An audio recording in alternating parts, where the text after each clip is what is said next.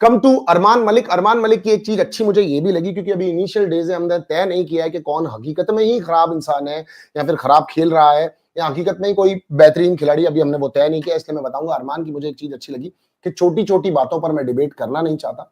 छोटी छोटी बातों पर मैं अगर डिबेट करूंगा तो मैं अपने, मतलब ये लोग जो कर रहे हैं वो अपने दुश्मन स्वयं बना रहे हैं। तो कुछ लोग एक्चुअली ज्यादा जंप कर रहे हैं, चीजों में घुसना चाह रहे हैं, और यहाँ पर कुछ लोग एक्चुअली चीजों में नहीं घुसना चाह रहे हैं। तो मैं ये देख रहा हूं कि अरमान मलिक ठहर कर, सोच कर, तसल्ली से चीजों को खेल रहे हैं, लेकिन बिग बॉस को पहले दिन से ही भरपूर ड्रामा चाहिए। अब हर इंसान उससे पूछ रहा है कि अपनी 2 बीवियां कैसे बना ली, उनके बारे में बताओ। तो उस समय मैं, मतलब एक जनरली जानना चाह रहा हूं, तो उस समय अरमान मलिक उनको क्या बोले, इस टॉपिक पे मुझे बात नहीं करनी है तो बिग बॉस आप कहकर भेज देते, वो करता ही नहीं। अब वो साथ लेकर के आया है, वो एडवांटेज है डिसएडवांटेज है, ये बड़ा मुद्दा है आपका पूछने का, और मैं इसको गलत भी नहीं मानता हूं, आपको पूछना चाहिए भी, क्योंकि ये मुद्दा तो ऑफ कोर्स है। अब यहां पर अरमान मलिक का ये जवाब देना कि भैया हर आदमी 2 शादी करना चाहता है मगर सबकी हो नहीं पाती है, और उसका दीपक चौरसिया जी को ये कहना कि आपकी हिम्मत नहीं हुई होगी, आप वो कर नहीं सकते हो, इस वजह से आप ऐसा बोल रहे हो। तो मैं बहुत क्लियर शब्दों में एक बात बोलता हूं, अरमान, हर आदमी का अरमान नहीं होता कि वो 2 लड़कियों के साथ शादी करे। आप में डेयर है, आप में क्वालिटी है, आप एक स्पेक्टेकुलर आदमी हो, अलग ही लेवल के आदमी हो कि आपने 2 लड़कियों को साथ में रखा हुआ है, खुश मिजाज इतना रखा हुआ है कि आप एक शो तक लेकर के आ गए।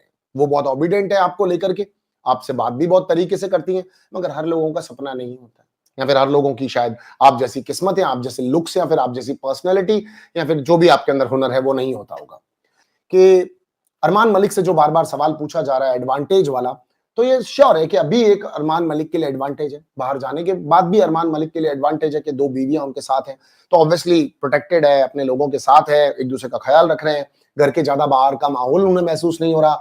बिग बॉस ने भी इस चीज का एडवांटेज ले लिया, लेकिन अरमान मलिक भी सही कह रहा था कि आगे जाकर के ये चीजें प्रॉब्लम करेंगी, और ऑब्वियसली बिग बॉस ऐसी सिचुएशंस लेकर के आएगा जिनके अंदर टफ सिचुएशंस में उनको डालेगा और उनसे तकलीफ होगी। दीपक चौरसिया ने एक और मीटिंग, एक और महफिल कंडक्ट की थी, इंटरव्यू कंडक्ट किया, जिसमें अरमान मलिक और उनकी 2 बीवियों से एक-एक करके सवाल पूछे गए थे।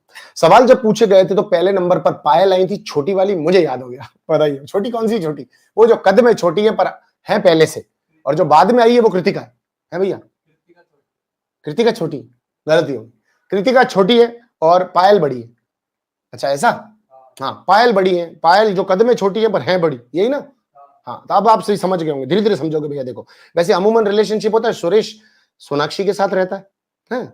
कपिल कल्पना के साथ रहता है, लेकिन ये आदमी रह 2 जनों के साथ रहा है, तो नाम याद करने में थोड़ी दिक्कत आएगी। तो कहीं न कहीं ये बात तो पक्की है कि आदमी से एक के खर्चे नहीं बेयर होते हैं। ये 2 रख के घूम रही है भैया, देखो जिगर की बात माननी पड़ेगी, माननी पड़ेगी आपको। तो इसमें तो कोई 2 राय नहीं है। अरमान मलिक का पेशेंस, अरमान मलिक का तरीका, जैसे कि आज रणवीर शौर्य और एक गाली जो आ गई थी, मुंह से निकल गई थी, उसको आकर के कन्फ्रंट करना रणवीर शौर्य के सामने, अरमान मलिक ने उस चीज को रखा, उनसे बात की, उस गाली को क्लियर भी किया। तो मैं आपको बहुत क्लियरली एक बात कह रहा हूं कि यहां पर अरमान मलिक चीजों को बहुत अच्छे से एनालिसिस कर रहा है। एक्चुअली उसको सिर्फ 2-3 खिलाड़ी ऐसे लग रहे हैं जो उसके कंपटीशन के लायक लग रहे हैं, या जिनसे वो बात कर सकता है। उसमें एक रणवीर शौर्य थे, उसने 2 दिन में उसको पूरा जज किया, उनको समझा, और आज उसने उनको रोक भी दिया, इंटरप्ट भी किया, और बोला कि इसके सामने उसके सामने इस तरह की बात नहीं कर सकते आप, आपको सोच समझ के बोलना पड़ेगा। और आज उन्होंने उनसे रिटर्न फेवर में दोस्ती के लिए भी बोला। जब कंट्रीब्यूशन की बात चल रही थी तो आपने मेरे बारे में क्यों नहीं बोला रणवीर शौर्य को, ये अरमान मलिक ने बोला। Armaan is a good player, depth है उसके अंदर। देखो see, let me tell you very clearly, मजाक मजाक की जगह पर है, शो के कंट्रीब्यूशन पॉइंट ऑफ व्यू से कहें तो अरमान मलिक कास्टिंग द्वारा लाया गया एक परफेक्ट आदमी है। उसके अंदर वो सब कुछ है।